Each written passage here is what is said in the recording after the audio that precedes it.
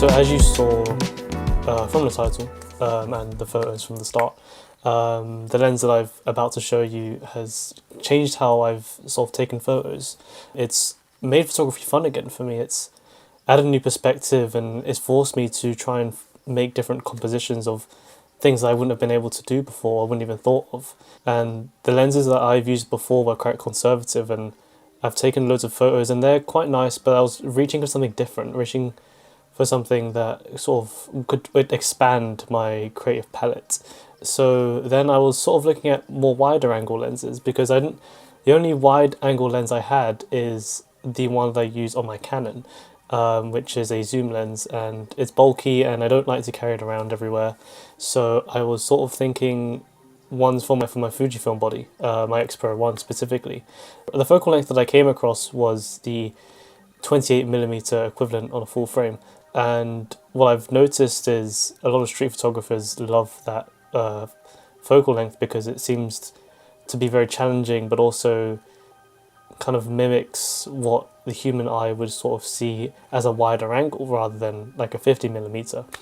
So as I was looking through websites and lenses that I could use, I then came across the Fujifilm 80mm f2 lens from 2012. This was one of Fujifilm's first ever lenses that they've made, and I've had it for, I think I've been using it for about 7 months now, and I absolutely love this lens. It's added a lot to how I take photos, and it's created a whole new perspective for me. And I'm going to be talking about in this video not really technical details about this lens, but how this lens is added onto my photography and how it's made it more fun and more different than how I would ever imagined I could have been taking photos.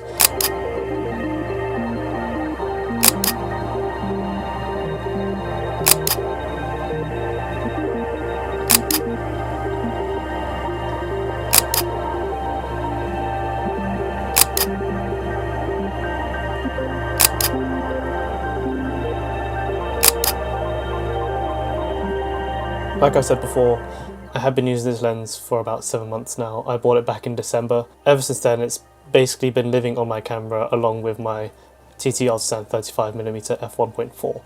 And I've also figured to use this lens because it came out at the same time as my body, which is the Fujifilm X-Pro 1, which I already have made a video on. I've fallen in love with this body, and I use it for all my street and travel stuff just because of how compact and how simple it is to use. This lens now accommodates the body in such a way that it feels like they're both made for each other. This lens was released at the same time as the Fujifilm X-Pro 1 back in 2012, and it launched along with two other lenses. This one, the 80mm f2, along with I believe is the 35mm f1.4 and the 60mm f2.4, and these were the first 3 X series lenses to ever be released. I lean towards this focal length because on my Canon, which has the 17 to 50 f2.8 by Sigma, the widest it goes is 70mm, and I really love that focal length. So I was looking for primes that have that same focal length, and fortunately I was able to find one for my Fujifilm X-Pro 1 body.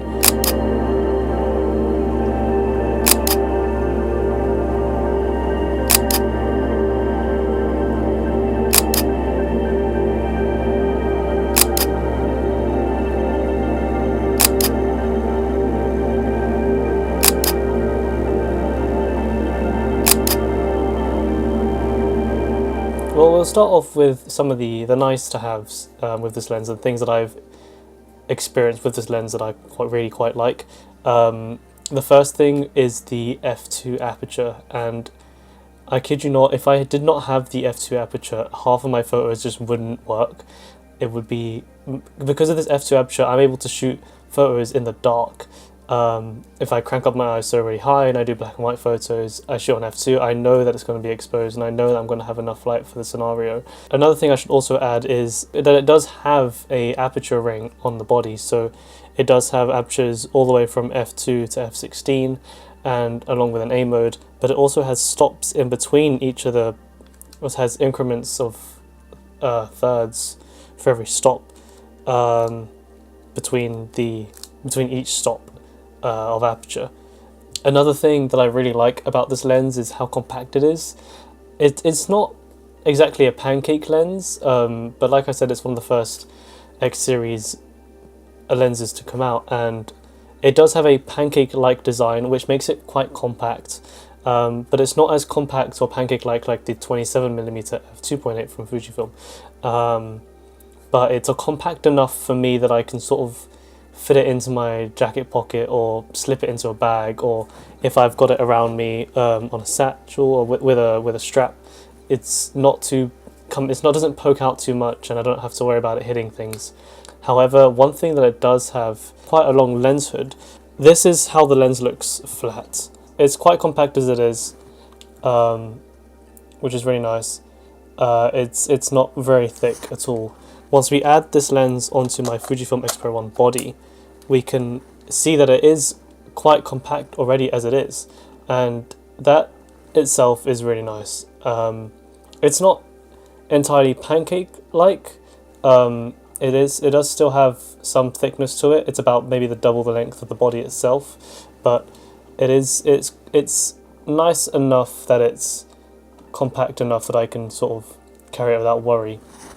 But things start to get a bit longer when you add the official lens hood onto it, and now it's a bit more. It's a bit longer now, and it's a bit less pocketable now, but it still does look really sleek and really nice to just carry around. And the lens hood doesn't actually interrupt the optical viewfinder too much either, which is really nice. And because of that lens hood and the fact that it's not exactly a pancake, that is also a talking point for some of the controversy that this lens has. Another talking point, it would be its imperfections, or as some people like to call it, the character of this lens. So the Fujifilm X-Pro 1 has 16 megapixels, which isn't a lot by today's standards. Back in 2012, that was enough. And this lens was essentially made for that body, since they both came out at exactly the same time. When you're taking photos with this lens on this camera with not a lot of megapixels, you don't really see that many imperfections, because when you start to crop in on this camera, the resolution isn't great, so you're not really seeing the imperfections that higher megapixel cameras would have. But for this reason, for my use case, this is fine.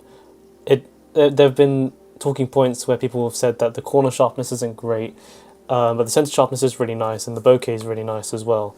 Another thing that's really good, and while I keep going on about how this lens is essentially built for this body, zone focusing is also really nice. And when you're switching to manual focus on this body with this lens, it comes up with distance markings for where the lens is focusing. The one really annoying thing is, because this is a focus by wire lens, it's not going to have those markings on the top of the lens to tell you what the distance is.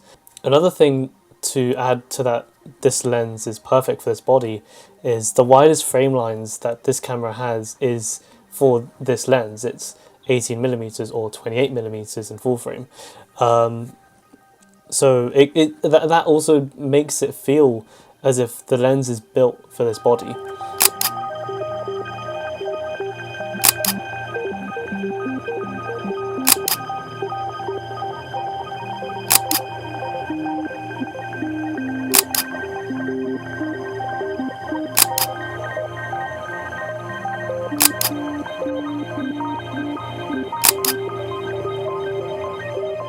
However, there are some cons to this lens, and these are ones that I feel kind of affect how I shoot, and these aren't ones that are too technical. One thing I do notice about this lens, it does have a very loud focus motor, and the aperture blades are very loud. And this is fine for taking photos in more loud environments where you're not really going to hear it too much, and if you're not doing video work with this, it's perfectly fine. I wouldn't take this to somewhere that's quiet, or somewhere it's meant to be quiet, where you're meant to be quiet. I would not take this lens at all. It's just way too loud. It's fine for when I'm shooting on the street or when I'm doing travel photography, but it's sort of an important thing to think about when buying this lens.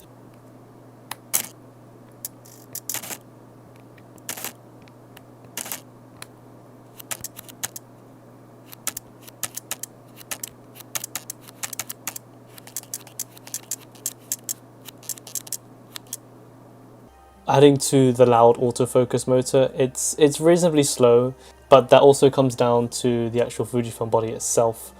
Because it's such an old body with such an old lens, it's going to slow you down, and that's what's part of the fun, is the fact that there are so many imperfections with this lens and this combo that it forces you to really slow down and actually manually focus. Because majority of my shots, unless I'm doing portraits or I really need to focus on something that's like a point, I do end up just manually focusing.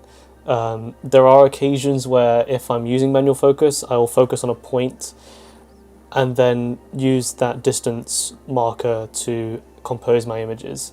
The manual focus is quite sensitive. It can literally just be like a few millimeters that could change the distance between 1 meter and 3 meters, but that's not really that big of an issue for me, because if I'm doing a lot of street stuff and I'm shooting at about f8, there's enough depth of field that it's not going to intervene in the photo or make that big of an issue.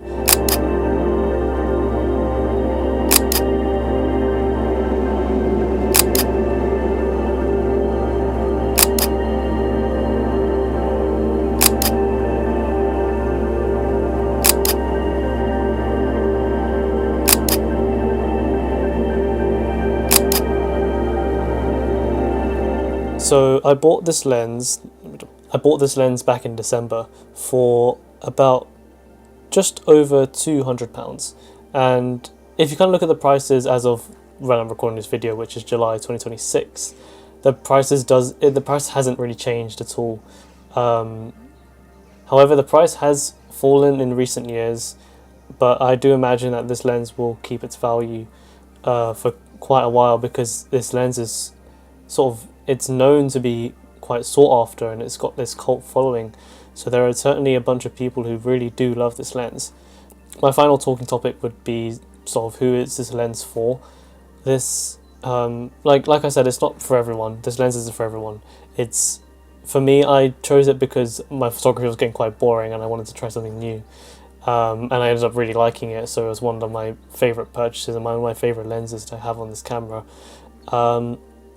So if you're looking to do something a bit more different, or you want to try and experiment with more travel and street photography with keeping something quite light, but you also want something wide with a very bright aperture, but you also don't have a lot of money to spend on Fujifilm lenses and you aren't really worried about its optical performance, then you can go ahead and buy this lens. But if you're thinking about doing this for professional shoots, or you're thinking about doing this for video, I would probably skip this. And if you're using higher megapixel cameras as well, so things that are around maybe 40 megapixels or something like that, I'd probably skip this lens, just because if you're pixel peeping quite a lot on these high megapixel cameras with this lens, you're going to see the imperfections more than I do on my Fujifilm X-Pro 1. But if you have older Fujifilm bodies that you like to use, by all means, go ahead. It's a really nice lens. It's got a lot of character. The bokeh is really nice. It's great for portraits. It's great for travel.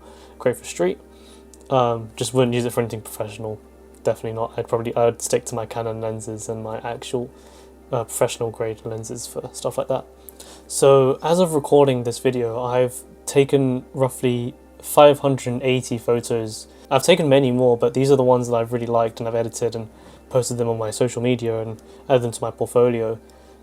Which is quite a lot of photos for the 7 months that I've had it. As you can tell, this is why it's one of my favorite camera lenses right now, because there's just so many things I can be taking photos of, and when I'm going out and I'm taking photos with this lens, I'm constantly looking for compositions that I can use for something this wide, because I'm always striving to find something that's a bit more different, a bit more fun.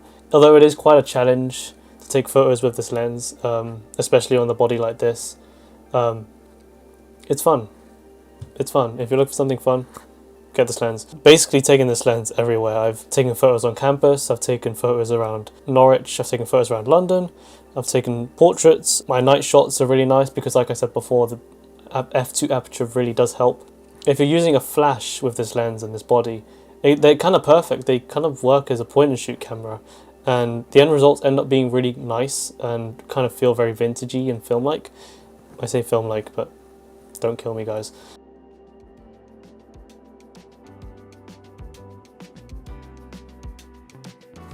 So just some honorable mention things to say before I end this video. I know my last video was 5 months ago, and that was because I've literally just finished uni, and the last 5 months between January to now has been absolutely hectic. So many things have happened since then, but I'm glad that I've finished my degree now, so I can get back to focusing on making some content or taking some more photos and actually expanding my portfolio a little bit more as well. If you're in the UK right now this year, you know that it was so hot. It was about mid-June, I think, and it was one of the hottest summers the UK's ever had. In Norwich, it was about 30, I don't know how hot it was like crazy hot. But I was in London for a few weeks in June, and it was so hot, it was so hot. And I had the camera with me as well, and I was really worried that because it was so humid and so hot in London, I was worried that the camera might fog up or something, but thankfully it's fine. I do have some videos planned coming up very soon, some to do with this lens, some to do with other lenses, some to do with cameras and things I still haven't gone around to maybe looking at properly yet. And because I'm done with uni, I can now focus on making content for you guys. Please leave your comments down below if you have any thoughts about this lens and you want to share your opinions. I'm always open to feedback as well. Please consider subscribing, please. Yeah, I hope you guys have a really good summer, and I'll see you in the next video.